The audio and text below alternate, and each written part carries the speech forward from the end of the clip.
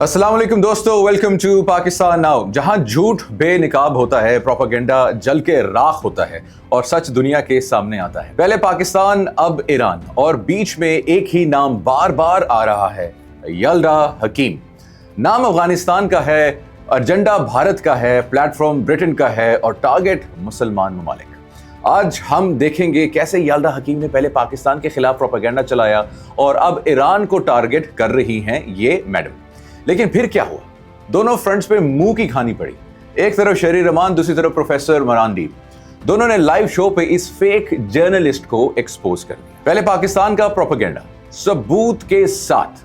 ये सब शुरू हुआ पाकिस्तान से। शहरी रहमान के इंटरव्यू में यल्दा हकीम ने एक पुरानी TRAC की 2010 वाली आर्टिकल उठाई। 313 ब्रिगेड का नाम लेकर पाकिस्तान को बदनाम करने की कोशिश की। मगर प्रॉब्लम क्या थी? 313 ब्रिगेड 2011 में खत्म हो गई थी। Leader Ilyas Kashmiri drone strike में मर चुका था। 2013 में पाकिस्तान ने ग्रुप को बैन कर दिया था और सबसे इंपॉर्टेंट 313 ब्रिगेड पाकिस्तान पर अटैक करती थी, इंडिया पर नहीं। लेकिन यल्दा का नाम क्या था? भारत का नैरेटिव था, BBC के एक्शन के साथ। शहरी रहमान का जवाब, प्रोपेगेंडा तबाह। फिर आई हमारी शहरी रहमान की बारी, जिन्होंने लाइव टीवी पर यल्दा हकीम को खामोश कर दिया और कहा, अगर कलेक्टिव पनिशमेंट ठीक है तो फिर कुलभूषण यादव के घर पर भी जो है बम गिरा देना चाहिए। बस रॉ की प्रेस रिलीज वहीं बंद हो गई। ना जवाब, ना लॉजिक, ना जर्नलिज्म, सिर्फ एजेंडा एक्सपोज्ड। अब बात करते हैं ईरान की। वही एंकर, वही प्रोपेगेंडा की फैक्ट्री ऑन।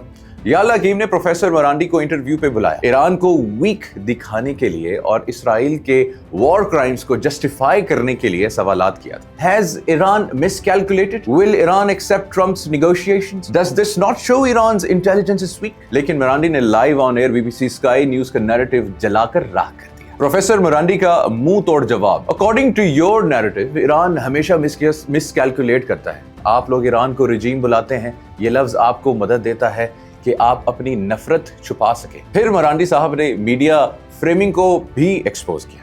आप लोग एक ही नैरेटिव रिपीट करते हैं, ईरान डेंजरस है, ईरान अनस्टेबल है, ईरान एग्रेशन करता है। मगर जब इसराइल गजा के अस्पतालों पे बम गिराता है, जब 10,000 बच्चे फलस्तीन में शहीद होते हैं, तब आपकी स्क्रीन पे सिर्फ खामोशी होती है। नेतन्याहू 30 साल से झूठ बोल रहा है, ईरान बम बना रहा है। आज तक कोई प्रूफ नहीं, जीरो, सिर्फ स्पेकुलेशंस, सिर्फ हेडलाइंस। और अब आप इसराइली ड्रोन स्ट्राइक्स को जस्टिफाई कर रही हैं, वो भी सिविलियंस पर अटैक करके।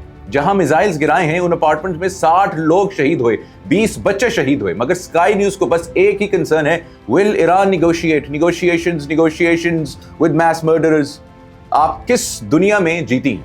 ये जवाब दिया। फिर मरांडी ने यल्दा हकीम को सीधा चैलेंज किया, लेट मी आस्क यू, क्या आप कभी टेल अवीव की स्ट्रीट्स पर गए हो इंटरव्यू करने? कभी नेतन्याहू से सवाल किया है, आप सिविलियंस पर बम्स क्यों गिरा रहे हैं? नहीं। क्यों? क्योंकि आप इम्पार्शियल जर्नलिस्ट हो, आप एक स्टेट फंडेड स्पोक्स पर्सन हो। आपकी प्रॉब्लम यह है, आप लोगों की सफरिंग को सिर्फ तब कवर करते हो जब वो आपके पॉलिटिकल एजेंडे में फिट होती है। और मुझे यहां बुला के आप क्या समझती हैं कि मैं भी कंफ्यूज हो जाऊंगा? पाकिस्तान के जर्नलिस्ट को आपने कंफ्यूज करने की कोशिश की थी, लेकिन ये ईरान है, यहां आपका प्रोपेगेंडा नहीं बिकेगा। आपको जर्नलिज्म की डेफिनेशन याद करनी चाहिए, यल्दा। ये पेड PR का सेगमेंट नहीं। और एंड में कहा, you shouldn't invite me because you're too easily exposed. This is how you twist the truth. How the media twists the truth. Show some integrity. बस यल्दा हकीम का एंकर डेस्क वहीं graveyard और credibility का एक कब्रिस्तान बन गया। यल्दा का डबल स्टैंडर्ड्स पाकिस्तान से ईरान तक। पाकिस्तान में क्या किया? इंडियन लॉबी को सपोर्ट, पाकिस्तानी क्लैरिक को टेररिस्ट डिक्लेयर किया, लेटर खुद ही एक्सपोज हो गई। इंडियन हाई कमिश्नर को बुलाकर झूठ जो है फैलाया, बाद में एक्सपोज हो गई। पाकिस्तानी गेस्ट को इंटरप्शंस की, उनको डिसरिस्पेक्ट किया, इंडियन गेस्ट को आपने मुस्कुरा के मिला। ईरान में क्या किया? इसराइली प्रोपेगेंडा को रिपीट किया, इरानियन विक्टिम्स को इग्नोर किया। मरांडी ने बोला, आप एग्रेशन को जस्टिफाई कर रही हैं। पाकिस्तान और ईरान दोनों को सेम ट्रीटमेंट मिला। वेस्टर्न मीडिया की एथनो सुप्रीमेसिस्ट आइडियोलॉजी का निशाना बनाया। क्या ये सब इतना इंपॉर्टेंट है? बिल्कुल। क्यों?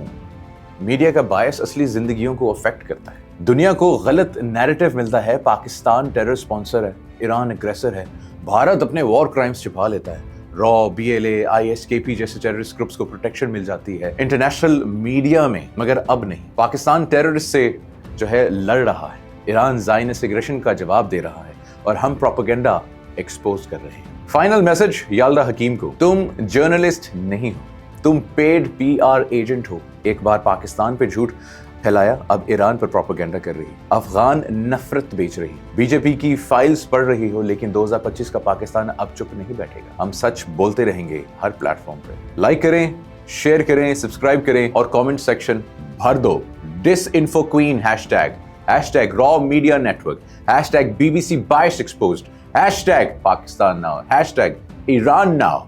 पाकिस्तान जिंदाबाद, मुस्लिम उम्मा पाइंदाबाद।